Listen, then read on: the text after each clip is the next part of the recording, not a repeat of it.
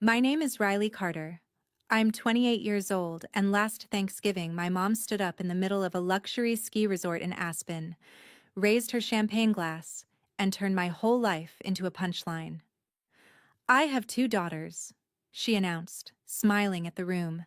One is a famous lawyer, and the other is basically a beggar.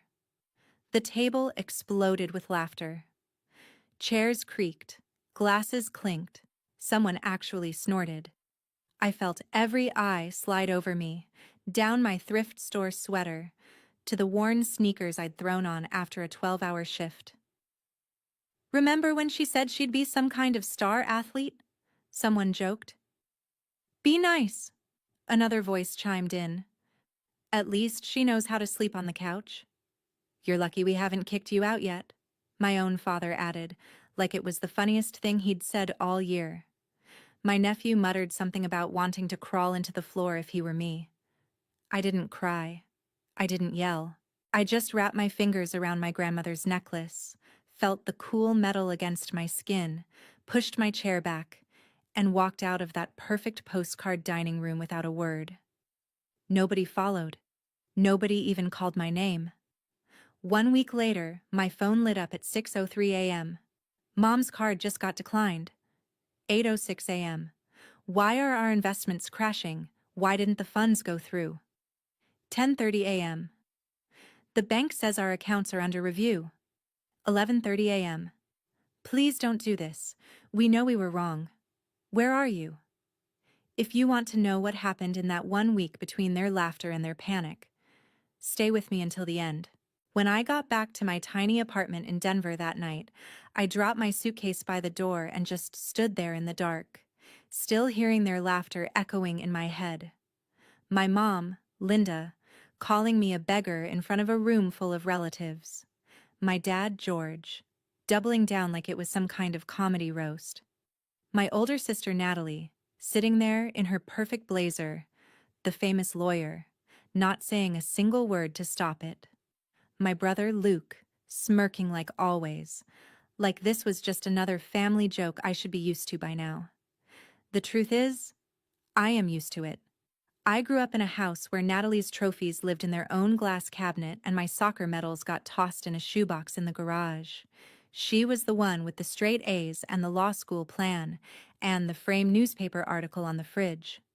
Luke was the kid everyone called a natural leader, the one Dad took to Home Depot and business seminars, the one who was going to run something big one day. Me? I was the kid who drew logos in the margins of my homework and begged for a cheap laptop so I could teach myself design and coding from YouTube. Every time I mentioned building an app, my parents would smile and say things like, "That's cute," or "Maybe keep a real job just in case." When I blew my knee in high school and my shot at a college soccer scholarship disappeared, the way they talk about it now, you'd think it was just another example of me quitting. They forget the surgery, the rehab, the nights I cried because my whole identity had shifted in a single bad landing. Over time, the comments got sharper. At family dinners, Mom would say, "If you worked half as hard as Natalie, you'd be fine by now." Dad would shake his head and tell people, "Riley is still trying to figure herself out," like I wasn't sitting right there. Luke would joke about how many side hustles I'd tried, delivering groceries, walking dogs, freelance design. "She's allergic to stability," he'd say. Natalie would stay quiet, but silence is just a different way of agreeing. So when they laughed at me in Aspen, it wasn't new. It was just louder. It was public.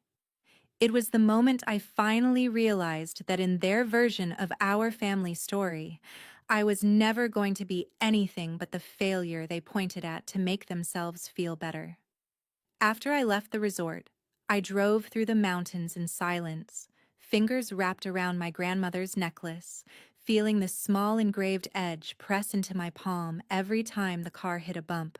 My grandma was the only person who ever looked at me and saw more than the weird, artsy kid.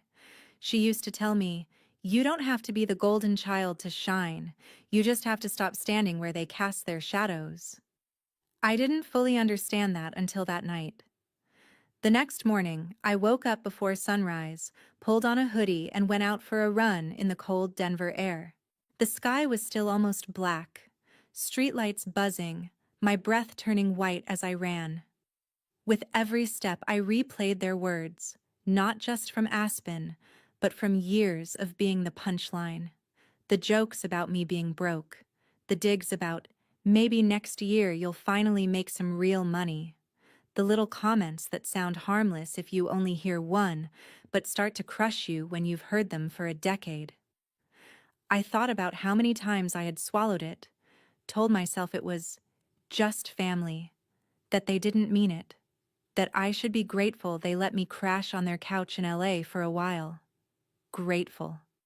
For being treated like a stray they let inside when the weather was bad. Somewhere between mile 2 and mile 3, something snapped into place. Not anger, exactly. It felt more like a switch flipping from "please love me" to "you don't get to talk about me like that anymore."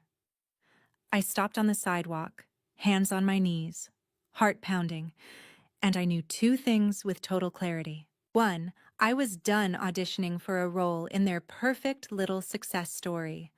Two, I had been the one quietly keeping their lives from falling apart for years, and they had no idea. They had no idea about the nights I stayed up reworking payment schedules so their loans wouldn't default. They had no idea whose money was actually plugging the holes in their finances. They sat there in Aspen, calling me a beggar, while living off safety nets I had built behind the scenes. I straightened up, thumb brushing over my necklace, and made a decision. I wasn't going to scream at them or show up at their door with bank statements. I was simply going to stop. Stop fixing. Stop funding. Stop being the invisible support beam in a house where I was treated like clutter. Let the numbers tell the truth they refused to hear from my mouth. Let them feel what life really looked like without the beggar they laughed at.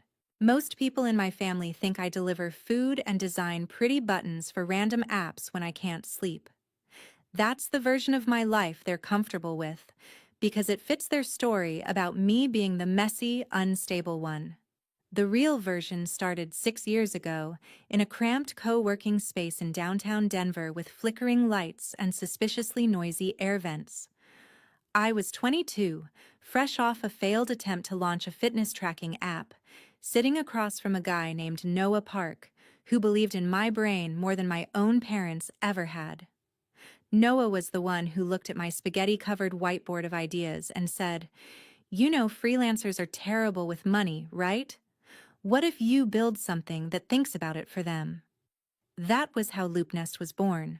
An app that tracks income from different clients, predicts your tax, automates bill payments, and lets you set up rules like, if my account drops below this number, pause extra payments. I handled design and user flows, coded late at night, fixed bugs until my eyes burned. Noah handled growth, partnerships, and calling scary financial people so I didn't have to. At first, we had like 10 users, friends of friends, a photographer, 2 Etsy shop owners, one guy who edited wedding videos. I still delivered groceries in the evenings, I still took odd graphic design gigs, and I still heard my dad say, "Are you ever going to get a job with a 401k?" But LoopNest grew. Slowly. Then, not slowly. A YouTuber mentioned us. A small business newsletter featured us. More people signed up. We added features, hired a tiny team, brought in an accountant. A local fintech blog wrote about the app built by a Denver girl in a hoodie. My mom never read that article. She doesn't follow that kind of thing. Somewhere in the middle of all of this, my family started having little emergencies. Luke's boutique gym in Dallas got hit by a burst pipe one winter, flooding the front studio. Insurance covered some of it, but not all, and he had a balloon payment on a loan coming up. He called me one night, half drunk, complaining that small businesses were impossible and he might have to close the whole thing. Natalie, the star lawyer in Los Angeles, had taken on a huge civil rights case that ate up her time and money. She racked up legal costs on her own card before the firm reimbursed her, had a nanny to pay, rent on a very nice apartment, student loans still gnawing at her every month. My parents, Linda and George, were quietly drowning in their mortgage and medical bills, pretending everything was fine, even when Mom started cutting coupons again, and Dad pretended he liked staying home more because gas was expensive. Aunt Brenda's catering business was just starting to recover from the pandemic, barely staying afloat after events were canceled for almost a year. To the rest of the world, they were all doing great. To me, with access to the numbers they shared in late-night phone calls, they were held together by duct tape and denial. That's where LoopNest came in. One night, staring at all the features we'd built for strangers, I added new rules for my own accounts. Extra income from my biggest contracts. It didn't go to clothes or vacations. It went to Family Safety Net, a folder inside LoopNest that split into 4 sub-accounts. Luke's gym debt, Natalie's credit and nanny costs, my parents' mortgage and utilities, Aunt Brenda's business loan. Using the same tools my users had, I created automated payments from my personal account straight to whatever bills were screaming the loudest. I didn't tell anyone. Not because I was some kind of martyr, but because I knew exactly how it would go if I did. They would politely thank me at first. Then they would expect it. Then they would rewrite the story in their heads so that my help became a background detail and their hard work stayed front and center. So instead, I let the app do the talking. I set a rule to cover shortfalls in Luke's gym lease if his revenue dipped below a certain line. I paid down part of Natalie's high-interest card every month so her balance stopped climbing. I made sure my parents' mortgage never hit more than 30 days late, pushing payments through right before penalties kicked in. I sent small but steady amounts toward Aunt Brenda's loan so the bank would back off. Over 5 years, those little emergency boosts added up. About $360,000 worth of little. Money I could have used to buy a house, to travel, to give myself the stability my parents never thought I could create. I tracked every cent in LoopNest. Every time I watched a red bar turn yellow or green because of my transfers, I felt this twisted mixture of pride and shame. Pride, because I had built something powerful enough to actually change people's lives. Shame, because I was using that power on people who still called me a failure in public. When Mom stood in Aspen and called me basically a beggar, she did it in a jacket she'd bought on a credit card that hadn't been sent to collections yet because of a payment I'd scheduled behind the scenes. When Luke went back to bragging about bouncing back after a flood, his rebound was literally paid for by the girl he said was allergic to stability. When Natalie ordered another glass of wine without thinking about it, it was on a card whose interest I'd been quietly killing for months. Standing in my apartment after that trip, I opened my laptop, logged into LoopNest, and pulled up the Family Safety Net dashboard. 4 columns, 4 names, a total that made my stomach twist. My finger hovered over the rules I'd written. Auto transfer every Friday. Cover late fees automatically. Round up spare income and apply to their balances. My chest hurt, not from anger this time, but from this bone-deep exhaustion. I had been their invisible safety net for years, and in return, they still saw me as a joke. I thought about my grandma's voice, about stepping out of their shadows. Then, very calmly, I started turning things off. One by one, I disabled the rules. I canceled future transfers. I reset my own thresholds, so extra money would finally stay in my account instead of bleeding into theirs. I didn't delete any records. I didn't touch their logins. I didn't hack anything. I just removed myself from the equation. LoopNest pinged a quiet confirmation sound each time I hit save. To anyone else, it would have been nothing. To me, it was the loudest click I'd ever heard. It was the sound of a rope being cut. Somewhere, down the line, bills would come due, and for the first time in years, I wouldn't be there to silently pay them. They wanted to call me a beggar. Fine.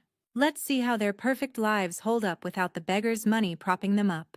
The first alert came the very next week, early on a Thursday morning, when the sky over Denver was still that gray-blue color that makes you feel like the day hasn't decided to start yet. My phone buzzed on the nightstand at 6:03 a.m. I almost ignored it, assuming it was one of my clients in another time zone, but the preview on the lock screen made my stomach tighten. Mom, my card just got declined at Starbucks. Is there something wrong with the bank? I stared at the message for a long time. For years, every time her balance dipped too low, LoopNest would quietly send enough to cover the gap before the decline ever happened. Now, with those rules gone, reality was finally catching up. I put the phone face down and went to brush my teeth. By 7:15 a.m., there were 3 more messages and a missed call. Mom was spiraling. The app keeps saying insufficient funds. We just got a notice about the mortgage being late again. I thought this was all on autopay. My chest pinched a little at that word. Autopay. As if the universe itself had been taking care of them. Not their youngest daughter sitting in a cramped office at midnight moving sliders back and forth to make sure their lives stayed in the green. At 8:06 a.m., Dad's name flashed on my screen. I let it ring out the first time. The second time, I picked up and held the phone to my ear without saying anything. Riley! His voice snapped, breathless, like he'd just come in from outside. Do you have any idea what's going on with the investments? The account is saying our funds transfer didn't go through this month. The guy from the bank said we're in some kind of review. What did you do? I closed my eyes and leaned my head back against the wall. There it was. The assumption that if something was wrong, I had broken it. Not the years of them borrowing against the future, refinancing, taking on more than they could realistically pay back. Me. I didn't do anything, I said evenly. Did you pay your bills with your own money? There was a quiet beat on the line. I could almost hear his brain trying to spin that sentence into something he could understand without admitting what it really meant. Don't be smart with me, he shot back. We've never had problems like this before. All of a sudden the mortgage is flagged, the credit card payment bounced, the retirement account is frozen for risk assessment. That doesn't just happen out of nowhere. I remembered clicking those disable rule buttons, one after another, until the family safety net dashboard went still. It didn't happen out of nowhere. It happened from right here, in my apartment, with my own hand. Maybe you should ask your bank, I said. You're the one who's always in control, remember? Before he could answer, I hung up. My hands were shaking, but underneath the tremor was something sharper. Relief. For the first time, the weight around my neck wasn't the necklace. It was the debt I had never signed up for. By 10:30 a.m., my phone was a small storm of notifications. A screenshot from Natalie of a bank email. Subject line, account under review. Her text underneath, my accounts are being temporarily frozen until I clear an outstanding balance. This is insane. I had everything scheduled. Did you mess with anything when you stayed here last? There was another message right after it. If this is some kind of punishment for the other night, this isn't funny. I have court this week. I can't have my cards bouncing. For a few seconds, anger bubbled so hot it felt like static in my ears. Punishment. Funny. As if I had hacked into her life just to inconvenience her week, instead of spending 5 years quietly steering her away from financial disaster. As if she hadn't sat in Aspen and let Mom label me a beggar while she watched from her pedestal. I typed out 3 responses and deleted all of them. Finally, I settled on nothing at all. Silence felt more accurate than any paragraph I could send. At 11:30 a.m., a voicemail came in from Mom. Her voice was nothing like the bright, performative hostess at the resort. It was smaller, cracked at the edges. Riley, honey, please call me back. The mortgage company called again. They said if we don't make a full payment this week, they'll start the foreclosure process. Your father's retirement account is locked until we settle some past due amount. Natalie says her cards are being reviewed. Luke is saying something about the gym lease. I don't understand what's happening. Please don't do this. Whatever this is. We know we were wrong at dinner, okay? We were just joking, please. Where are you? I listened to it twice, once with my heart, once with my head. My heart heard my mom, scared and confused, realizing maybe for the first time that the ground under her feet was not as solid as she thought.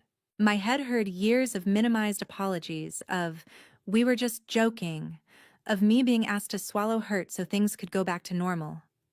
Normal meant I paid the price so they didn't have to. I replayed Aspen in my mind. The champagne, the laughter. My dad's voice saying I was lucky they hadn't kicked me out. Lucky. I thought about every bill I'd paid while they rolled their eyes at my gig jobs. Every time I'd chosen their stability over mine.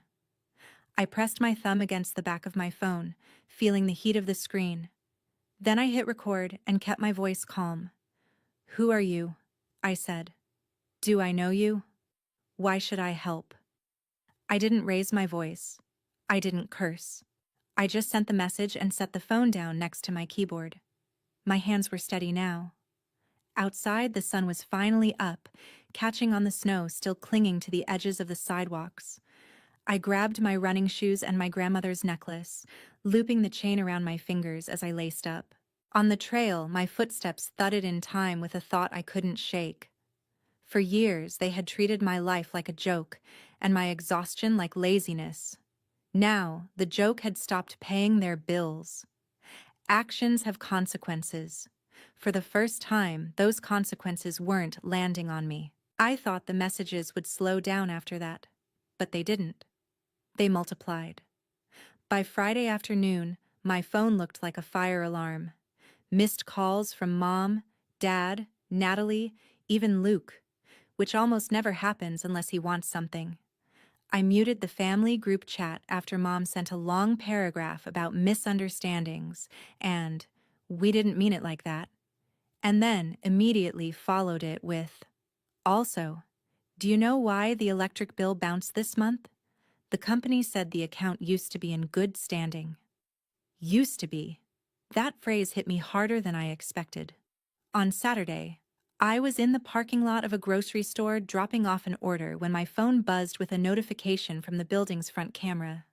Mom and Dad were standing outside my apartment door, bundled in coats, my dad knocking like he had every right to be there.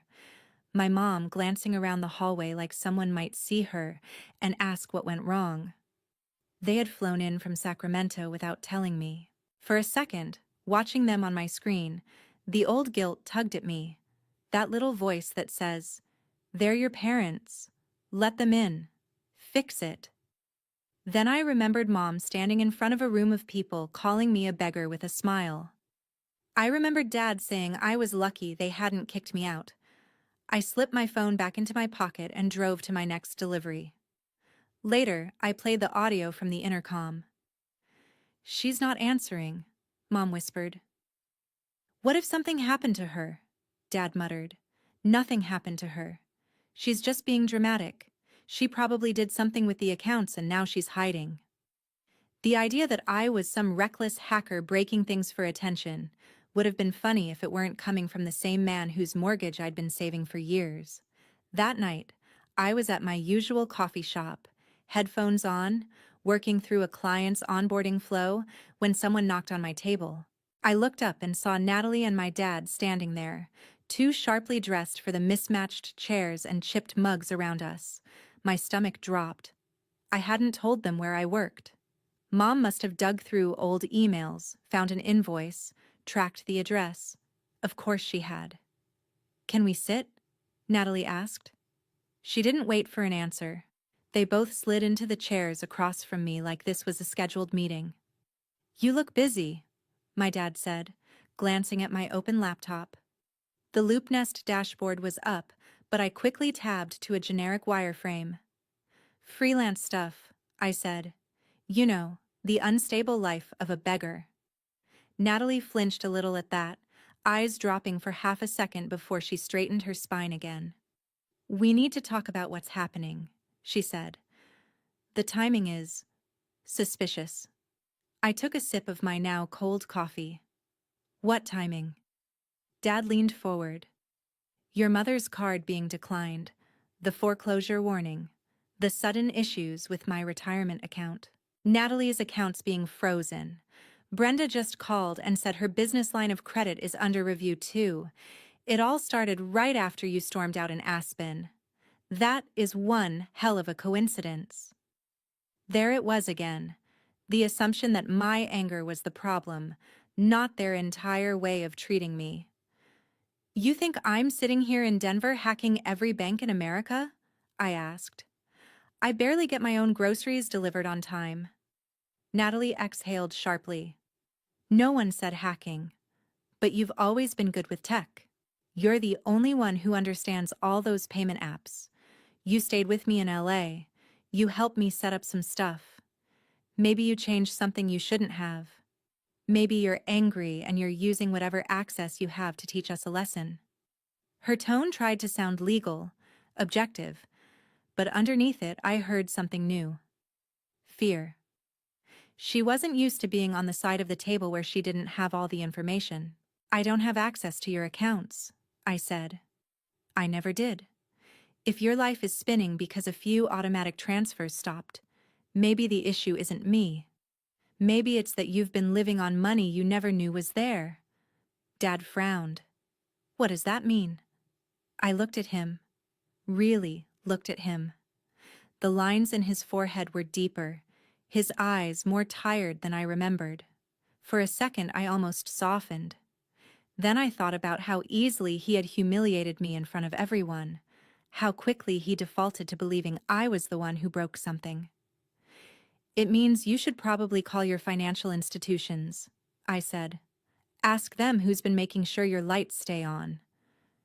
Dad slammed his palm lightly on the table enough to rattle my cup.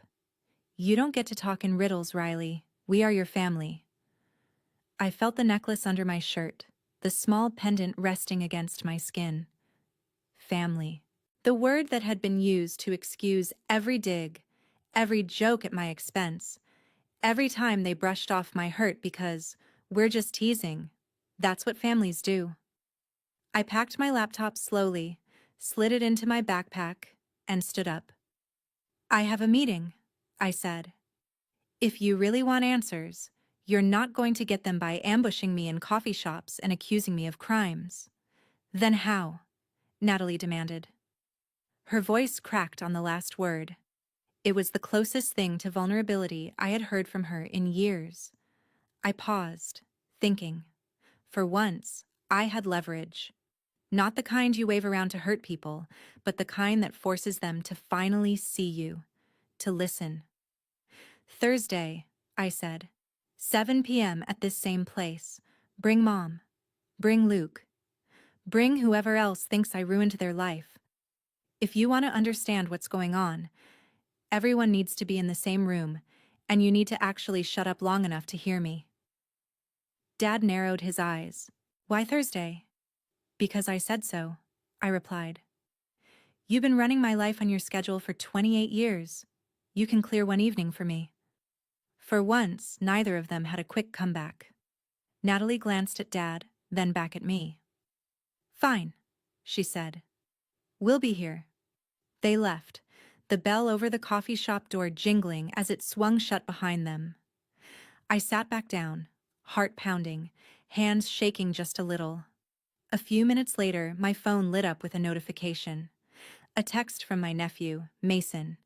Hey, Aunt Riley, Mom and Grandpa are freaking out. They said they saw you. I just wanted to say, I didn't think the joke at Thanksgiving was funny. I thought it sucked. Also, I've been using your app with some friends.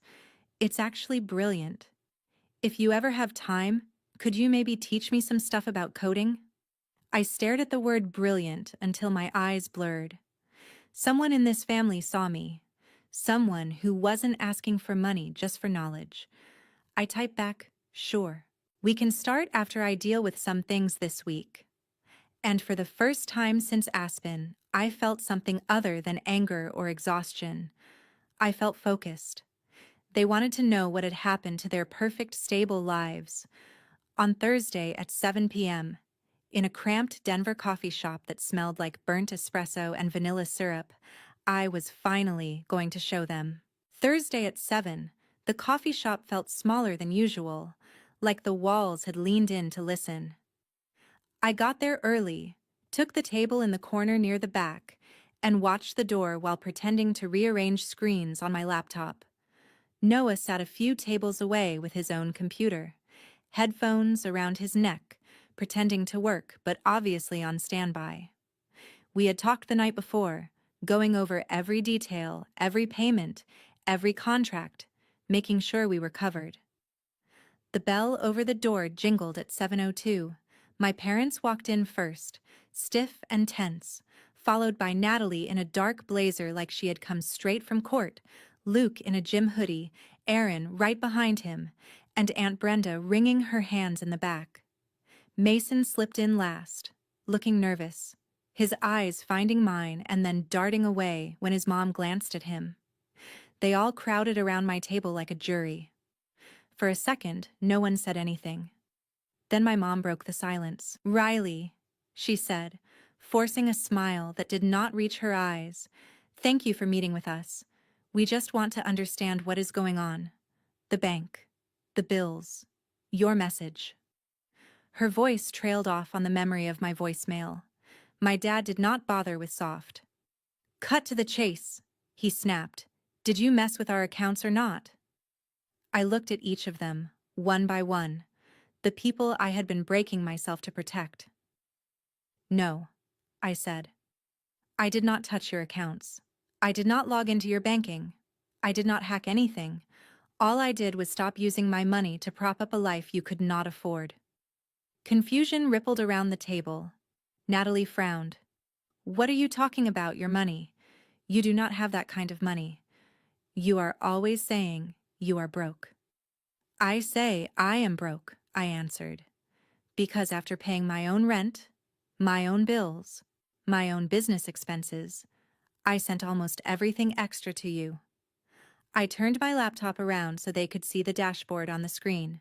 Loop nest, my colors, my layout, my name in the profile corner, 4 columns labeled with their names, years of transactions laid out in clean lines and graphs. "This," I said quietly, "is where your emergencies went to be fixed." For a long moment, all they did was stare. Luke leaned closer, squinting. "Wait," he said slowly. "Is that my gym lease number? Why is that in your app?" "Because when your revenue dipped after the flood," I said, "I set up an automatic rule so that whenever your account dropped below a certain line, my income covered the difference on your lease and your equipment payments. Otherwise, you would have defaulted 2 winters ago." Erin clapped a hand over her mouth. "That is not possible," Natalie blurted out. "Mom and Dad helped him, not you." "Mom and Dad were barely holding their own mortgage together," I said. "Check the dates. Every time you thought a miracle payment came through, it was not a miracle. It was me." I clicked to the next column. Her name. A list of credit card payments, nanny invoices, court filing fees that had been topped up at the last second, keeping her balances from going into full crisis. "I have been using my app to route my own money into your messes for years. Luke's gym, your cards, Mom and Dad's house, Aunt Brenda's loan. Every time you said something like, 'We got lucky,' the bank gave us a grace period. That grace period had my name on it. You just did not know." Aunt Brenda made a small sound like someone had knocked the wind out of her. My mom's face crumpled. My dad went very still. Natalie stared at the screen, her cheeks flushing. "Why?" she finally whispered. "Why would you do that and not tell anyone?" I shrugged, feeling more tired than dramatic. "Because I knew exactly how it would go if I did. At first you would be grateful. Then you would start to expect it. Then you would rewrite it in your head so that my help was just background noise and your hustle was the main soundtrack. And the whole time, you would still sit around tables making jokes about how I am the one who cannot get my life together." Luke scoffed, but there was no real conviction in it. This is insane. Even if you helped sometimes, you do not just get to yank it away and watch everything crash. That is messed up. I met his eyes. You mean, I do not have to keep paying your bills forever so you can keep pretending you built your empire alone? He looked away first. Natalie swallowed hard. And this app, Loop Nest, you built this? No, I said. I did not build it. I co-founded it. I tilted my head toward Noah. He is the other brain. Hi. Noah gave them a small, polite wave, sliding his headphones fully off. We have accountants, lawyers, investors. All of them know exactly where the money came from. We have records of every transfer, every deposit. It is all above board. No one touched your accounts. We just created an automated safety net that you did not know you were standing on. My dad's eyes narrowed. You are telling me you have been throwing money at us instead of building a future for yourself. That is irresponsible, Riley. That is not how you become successful. I almost laughed. I am already successful, I said, and for the first time, I let the words feel real in my own mouth. You just never bothered to look closely enough to see it. For a moment, there was nothing but the hiss of the espresso machine behind us. Then Natalie straightened, slipping into her lawyer voice. Regardless of your intentions, there is a serious issue here. You used financial information we shared with you to create this system. That is data. That is access. We have spoken to someone, and there is an argument to be made that you built this company on our backs, that we are entitled to a share, maybe a controlling share. That was it. There was the twist. They had come here not just scared, but armed. They had already decided, somewhere between the mortgage notices and the declined cards, that my work belonged to them. You spoke to a lawyer, I repeated slowly, about suing me. The beggar daughter. My mom gasped. Natalie, she started. You said you were just going to get advice, not actually. Natalie cut her off. I said I would explore our options. Riley is using payments and financial tools that involved us. A court might see that as leverage. At minimum, you owe us equity. Noah's eyes flashed, but his voice stayed calm. Just so we are clear, he said, you are suggesting that the person who has been secretly paying your bills for years should now give you part of the company that made that possible because you feel entitled to it. My dad bristled. We are not saying entitled. We are saying this is a family effort. We trusted her with our information. She built something on top of that. I leaned back in my chair, suddenly very done with pretending this conversation was reasonable. You did not trust me, I said. You pitied me. You tolerated me sleeping on your couch. You told anyone who would listen that I could not commit to anything. You laughed about my so-called side hustles while I sat there and quietly rerouted my paychecks to keep you from collapsing. The only time you even thought about ownership was when the money stopped coming. Natalie opened her mouth, but Noah spoke first. You are a little late on the equity conversation anyway, he said, glancing at me for permission. I nodded. We signed a term sheet last month. A fund out of San Francisco is buying a majority stake in LoopNest. Due diligence is almost done. Their legal team has gone through every cent. They know exactly how much of Riley's personal income went to patching up your finances. If you file anything claiming you had some kind of right to the company, you are not going to get a payout. You are going to get letters asking why you think you deserve to profit from money you did not earn. Silence slammed over the table. Luke's mouth fell open. Aunt Brenda whispered something in Spanish under her breath. My mom stared at me like she was seeing a stranger. Natalie looked like someone had pulled the floor out from under her. You sold the company, she said quietly. You did all this, and you never told us. I felt the pendant of my grandmother's necklace press against my collarbone when I nodded. It is my company, my work, my risk. I told the people who supported me, Noah, my team, my friends here. The people who did not roll their eyes every time I said I was building something. You had years to take me seriously. You chose not to. Luke's voice came out sharp and ugly. So what? This is your revenge. Let us drown while you cash out and play the victim online. I met his stare without flinching. This is me stepping out of the way of the consequences you created, I said. You borrowed more than you could pay back. You spent like the money would always magically show up. I was the magic. I turned it off. Mason finally spoke up, his voice small but clear. You guys, he said, looking around the table. I have been using Loop Nest with my friends. We all love it. She did something real. You cannot just act like she owes you because you are embarrassed now. Natalie shot him a warning look, but he did not back down. For a moment, nobody seemed to know what to say. The power dynamic had shifted so far it was almost unrecognizable. My dad, who always had the last word, sat there with his jaw clenched, no words coming. My mom's eyes were glossy, guilt and fear warring on her face. Aunt Brenda looked ashamed. Luke looked furious. Natalie looked calculating. The way people do when they are realizing their usual tricks will not work. I closed my laptop and wrapped both hands around my coffee cup, grounding myself in its warmth. Here is what is going to happen next, I said. Nothing.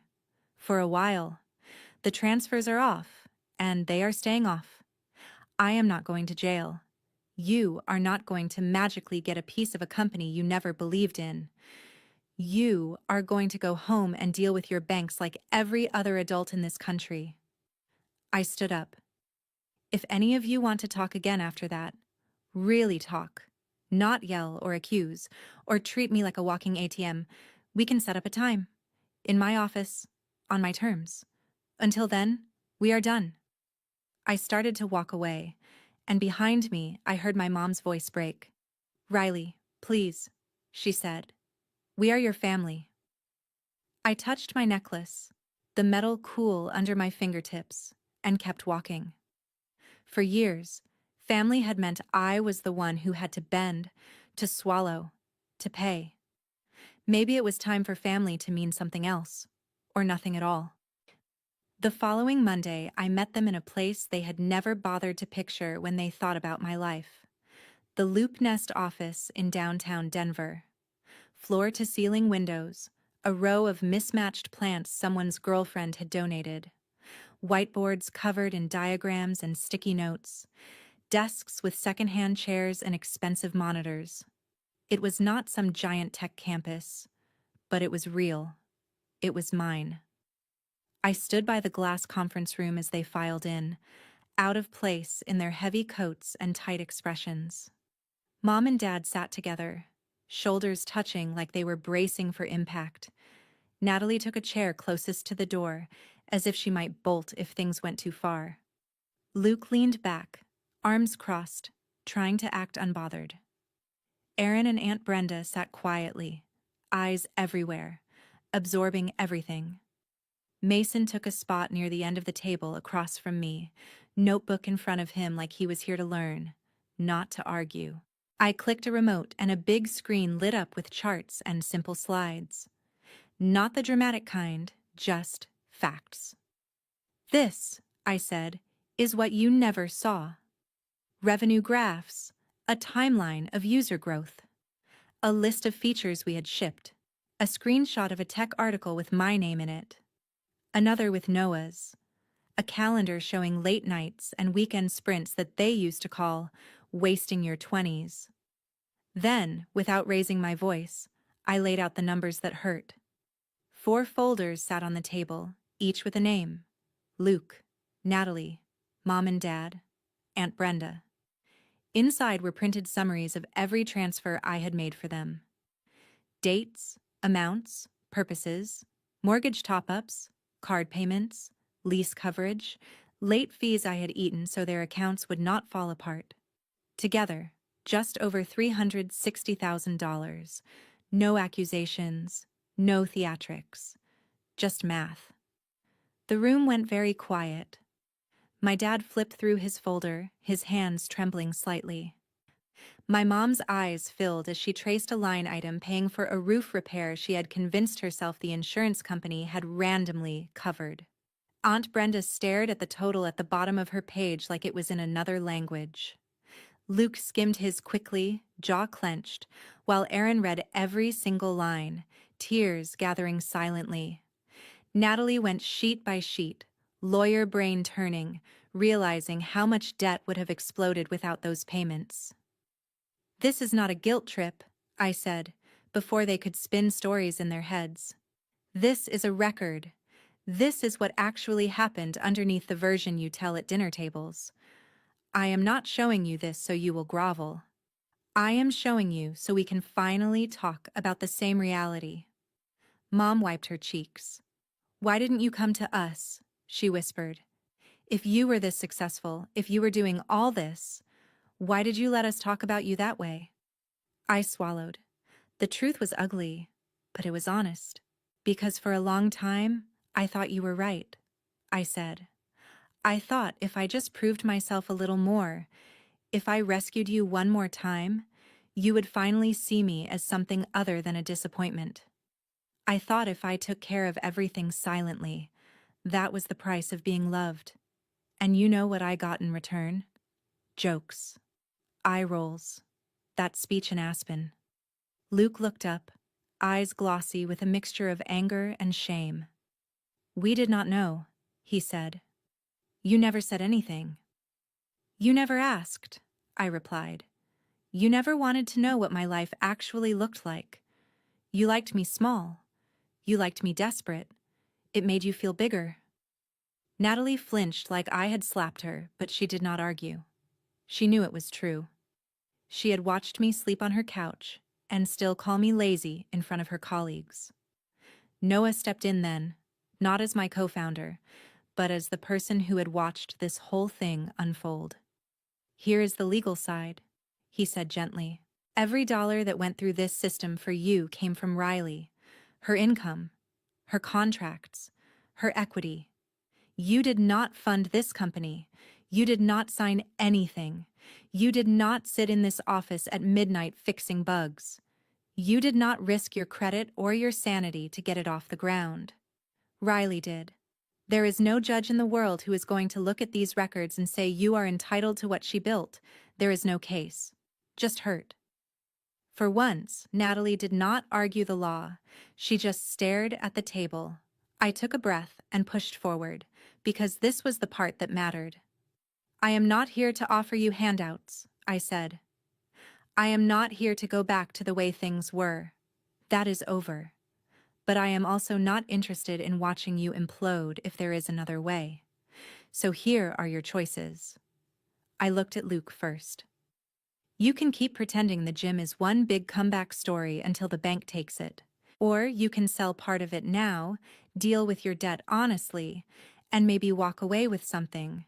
If you want help structuring that, I will lend you my time, not my money. We do it on paper, with contracts. So I am not your invisible safety net anymore." His throat bobbed. He did not say yes, but he did not say no. To Natalie, I said, "You can keep living on the edge of every billing cycle. Then blame me when it catches up. Or you can sit down with a financial planner and stop treating your credit cards like magical free money. I will connect you with someone. You will pay them yourself. And if you ever joke about me being a beggar again, I will block your number." Mom winced at that, but she did not defend the joke. To my parents, I was softer and sharper at the same time. "You need to talk to a counselor," I said, "not because you are bad people, because for years you measured worth in titles and trophies, and it made you blind. You can stay blind if you want. You can keep pretending this is all about one angry daughter who overreacted. Or you can sit in a room with someone neutral and start unlearning the idea that success only looks like a law degree and a business suit. I will not pay for that therapy. But if you go, if you do the work, I will consider showing up for holidays again in the future." "Maybe?" Aunt Brenda shook her head, tears running down her face. "I am so sorry, Mija. she said. I knew you were helping me. I just did not know how much. I will pay you back, even if it takes me the rest of my life. We can figure out a plan, I told her. Fair. On the record. No secrets. Then I turned to the one person in the room who had not asked me for anything but time. And you, I said to Mason. If you still want to learn to code, I meant what I said. You can intern here after school. We will start with basics. You can sit in on product meetings. You can see what building something looks like before the world decides if it counts. His face lit up in a way that made the whole meeting worth it. Yeah, he said. I want that. I really want that. The room shifted then, just slightly. The anger did not disappear. The hurt did not magically dissolve. But something else entered. Reality. The fantasy that I was a screw-up and they were the flawless success story was gone. In its place was a messier, truer picture.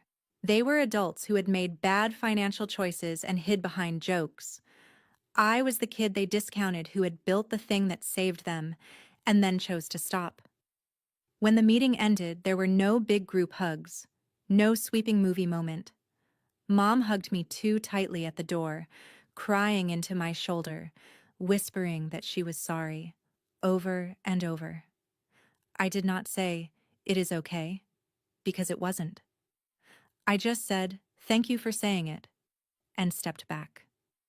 Dad shook my hand, of all things, his grip firmer than his voice. I did not know, he said, about any of this. You did not want to know, I replied, not unkindly. There is a difference. Natalie lingered behind the others, folder tucked against her chest. If I go to therapy, she said quietly, if I fix this, if I stop doing what I have been doing, do you think we can ever be close?